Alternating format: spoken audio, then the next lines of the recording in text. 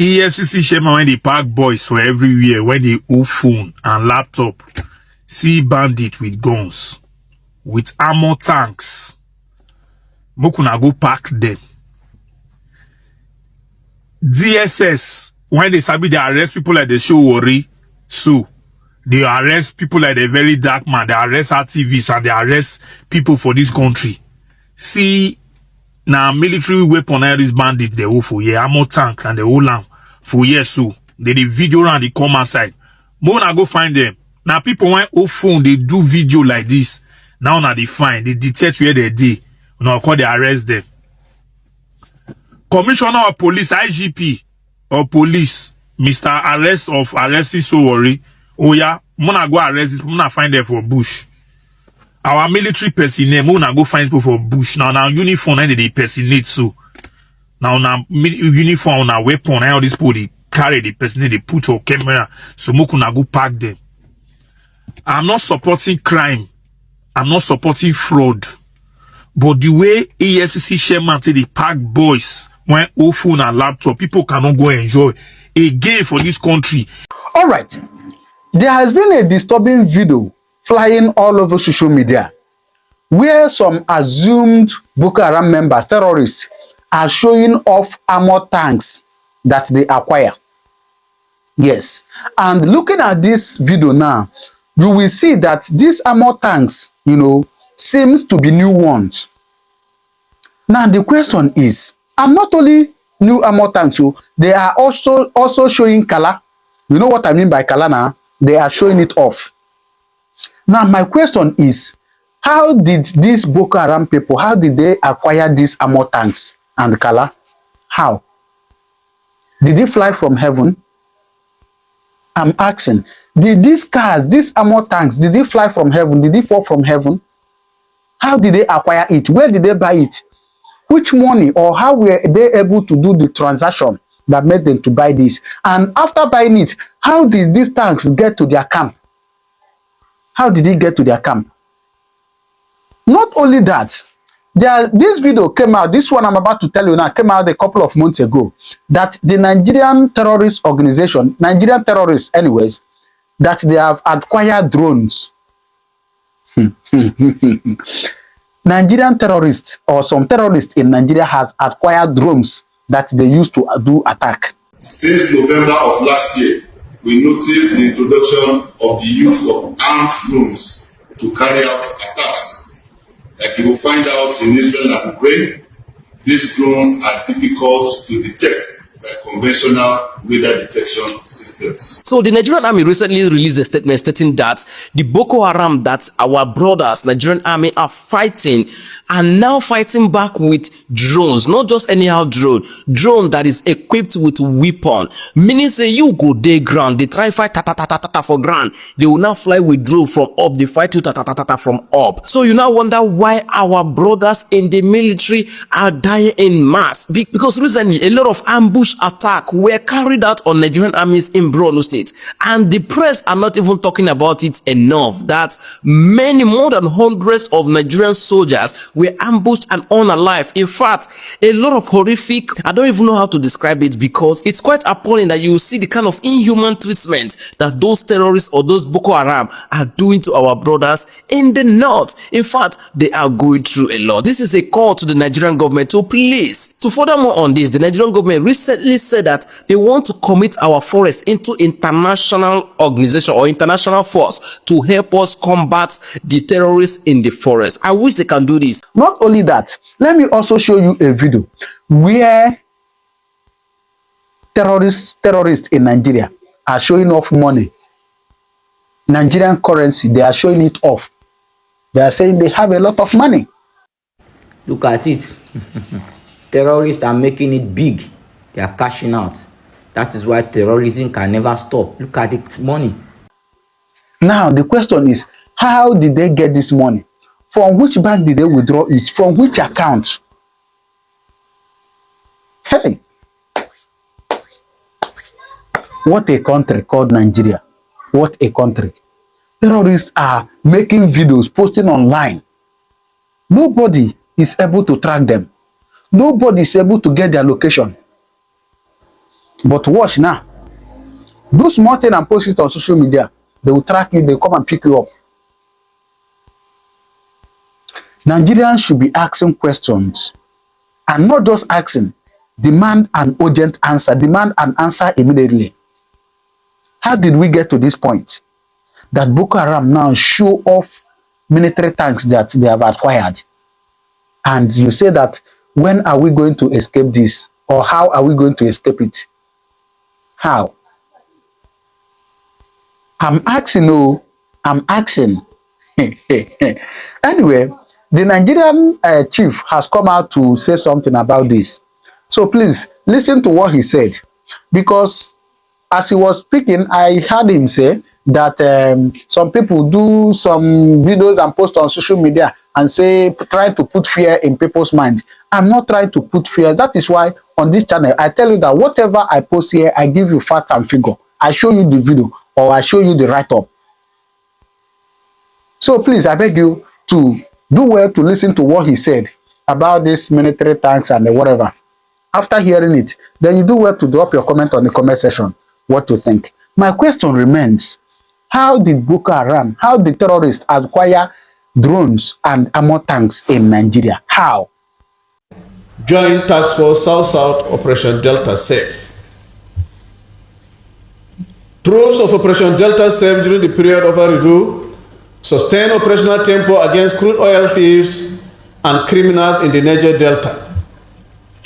They recovered about 147,521 liters of stolen crude oil, 96,450 liters of illegally refined automotive gas oil, and 3,105 liters of dual-purpose kerosene. Additionally, they discovered and destroyed 42 crude oil cooking ovens, 68 dock pits, 25 boats, 3 speed boats, 58 storage tanks, 66 drums, and 34 illegally refining sites.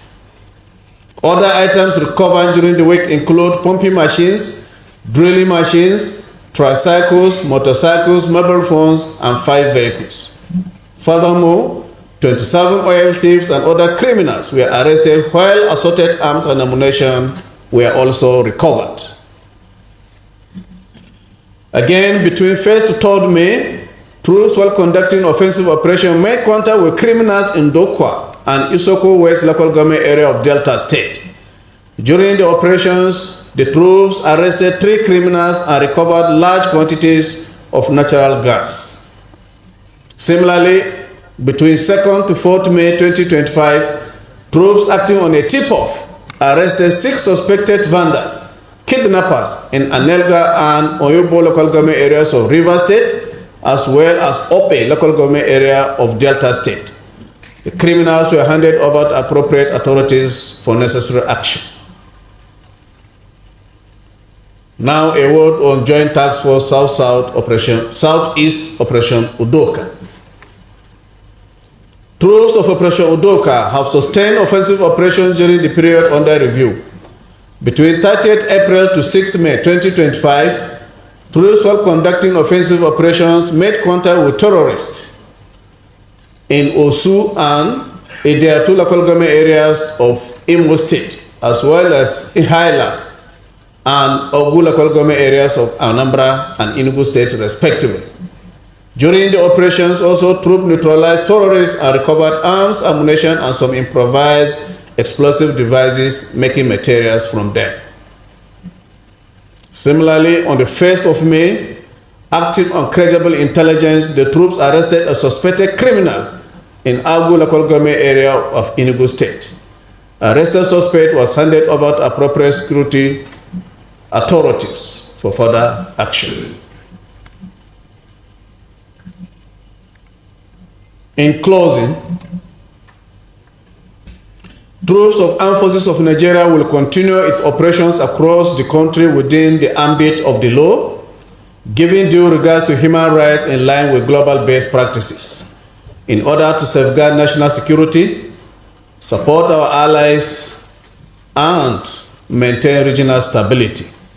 We recognize the importance of transparency and accountability, and we remain committed to keeping the public informed through accurate and timely updates while observing operational security. This requires discretion and certain details, and we remain focused in our determination to defeat terrorism, banditry, and other criminalities in the country in order to ensure the safety of all Nigerians. Against this backdrop, the Armed Forces of Nigeria is calling on all law-abiding citizens to go about their daily activities without fear of intimidation, as we solicit continuous sharing of credible information with our troops in order to enhance our operations. Thank you so much, and God bless. It really yielded positive results. The South is becoming calm and calmer every week, thanks to our gallant troops and our commander of Operation Udoka. He has been doing very, very good job in the Southeast. His assumption as the General Officer commanding 82 Division and doubling as Commander Joint Task Force Operation Udoka. We continue to solicit and implore Nigerians to continue sharing credible information about activities in their communities to the field commanders and of course the troops that operates in their communities. By so doing, we will be working together as we always emphasize. This operation is whole of a society approach. The military cannot do it alone, and we continue to thank you, members of the press, like I said in my opening remark, that you always keep Nigerians and international community informed about the successes and the effort of our troops in combating insecurity in our dear country. Military leadership and our service chiefs and other security agencies to step up the game to bring to a stop the insecurity that has been deviling the nation. Your question is whether we are doing it, and then are we ready to do it to the letter? First, let me start from the last one. Are we ready to do it to the letter? We have no option. We have to take it to the letter and go by the presidential directive. And then whether we are doing it as we speak, as I'm reading this, or as I'm addressing you now, the Chief of Army Staff, Chief of Operations, and all other relevant staff officers are currently in the Northeast. They have been there for about 3 to 4 days now, and they are strategizing, assessing, and then blocking the loopholes in order to carry out to the letter the presidential directive you are talking about. So the army, the armed forces of Nigeria, they are doing it, and they are doing it to obey the presidential directive. Gentlemen of the press, senior officers, terrorists by their nature, their aim is to impose maximum impact on what they are doing in order to make the public fear, put the public in the state of perpetual fear. And social media, like we all know, is free for now in Nigeria to anybody. You can carry your hands, put on any handle, and post anything you want. Now, some of those videos, they don't even tell you the location. They don't tell you the name of the person. They don't tell you from where. And in order to also tell the public that they are also strong, they also look for fatigue like our own, and sore and wear. So sometimes it will be very difficult for you to distinguish between who is a terrorist and then the regular soldier. Again, some of those clips, as real as we see them, there could be clips that had been, done long time ago, and they will bring it and put it like it happened today, and then use propaganda and tell you this is what they're doing. They will never tell you this happened here. They will just put the clips on social media and you look at it. So sometimes they'll do some of those things in order to, put maximum, instill fear into members of the public. But the armed forces of Nigeria remains undaunted in the face of all this propaganda and adversity. We remain focused. We may see them, but we'll go after the terrorists. You can't block them from putting anything on social media. The way you can block them from doing it is to look after them themselves and eliminate them out. If you're not there, you can't put anything on social media, and that is exactly what we are doing. Well, when you hear them talk, in some instances, you will be able to decipher whether this person talking is a Nigerian or not. I'm from the north, for instance. If I speak Hausa and my brother from the southeast speaks Hausa, you know that this Hausa, this one is a borrowed one, or you are speaking it with difficulty. And Hausa language, like any other language, has different versions, intonations. If somebody from Sokoto, for instance, speaks Hausa, and my friend Abumawashi from Katsina speaks Hausa, you could hear some differences. And somebody from Kano, you will hear some differences. And somebody from my state, a remarked difference for that matter. So the Hausa spoken in Nigeria has differences between the Hausa spoken in Mali, also the Hausa spoken in Central African Republic, and the Hausa spoken in Ghana. So when we arrest these hackers and terrorists sometimes, even the way they speak, the way their physical physique, and even they hear, will tell you that this person is not from Nigeria. I think the only community in Nigeria that has here similar to that of those from the Sahel region are probably the Shua Arabs in Borno State, but they don't even have the same, like the Touaregs. So while we also agree that many of those terrorizing our people are foreigners, truth be told, some of them are also Nigerians. Let us not deceive ourselves. There are some herders that are Nigerians that also, in the process of rearing their cows, they may encroach into somebody's farm.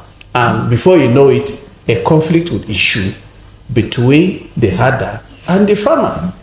And these are some of the issues we're also addressing.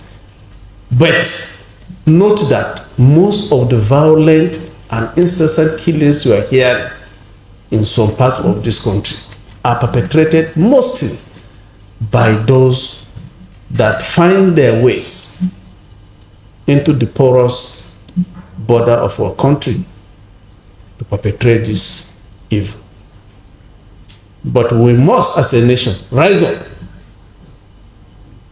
together with other agencies. When we say other agencies, for instance, whose responsibility is it to ensure those that come and go out of Nigeria? There are agencies of government responsible for that. We have to collaborate with them. Who are to arrest them? There are agencies of government responsible for that. We have to collaborate with them. And that is why we say we work within a joint environment, collaboratively, to ensure that we address insecurity and defeat our common enemy. About the propriety or otherwise of our actions. Some of the pictures we upload onto social media may even be a source of morale to our adversaries when they see it. But some of us tend to look at it as, maybe, because I'm not in their mind, I don't know what they think, to put it there to discredit effort of the armed forces of Nigeria. And that is your army. Like I always say, when they say Nigerian military, Nigerian police, Nigerian immigration, national, Nigeria civil defense, and all other security agencies, including you, the journalists, we are recruited from members of the Nigerian society. And none of us want to die in service. You don't want to die as a journalist. You want to fulfill your career and then retire and go and enjoy your life with your family. So if I'm an officer of the Nigerian army and I do certain things that will hurt members of the Nigerian society, they will not receive me back home when I retire. When you retire, they will just go and tell you that, Abe, stay there, or Sabina, never Abuja, they stayed before, go there. And I'll tell you one story. This might be off camera. You see, when we say drone, there are different types of drones. We used to call some of them RPVs, remotely piloted vehicles. We used to call some UAV, unarmed aerial vehicle. And there are different types and for different purposes. For instance, if you go to ShopRite or some hypermarkets, if you have some of them here, you can buy a toy that is remotely controlled, produced in the shape of an aircraft or combat drones. You can fly it and you buy it for your children to play, to learn how to fly the remotely piloted vehicles. Then there are the combat drones that go on combat missions. They can go for reconnaissance. They can go for attack. Those that go for attack are armed with payloads, ammunition. Well, in some cases, those that go for reconnaissance could just be armed with cameras to oversee a particular area and understand what is going on in the general area and make record and then come back.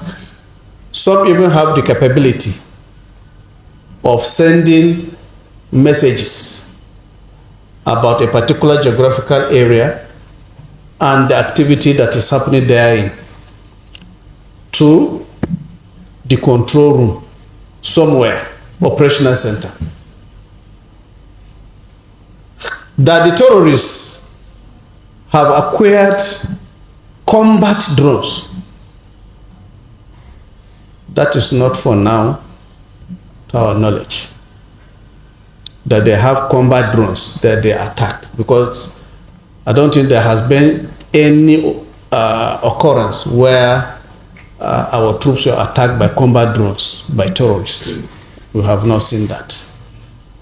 But if they're in the process of acquiring it, I bet you, and I want to inform you, that there are relevant government agencies that works in tandem with security experts to ensure that that does not happen. The use of combat drones is not allowed anyhow. Even the sale of it, you can't just go to the shelf and buy a combat drone. You can only buy those toys that they used to play with for children to learn how to fly kites. In our time, we do with paper and throw with hand. Done our own. But as modernity approaches, you see children fly kites using remote controls. So those are some of the issues regarding that. But it still be subject of confirmation and interrogation to ensure that we address the issue very well. Well, senior officers, gentlemen of the press, thank you once again for coming. All right. So after seeing all this, you heard what he said, right? Very well. Do well to drop your comment on the comment section what you think. I'm going to see you in my next video. Thank you very much, and may God continue to bless you.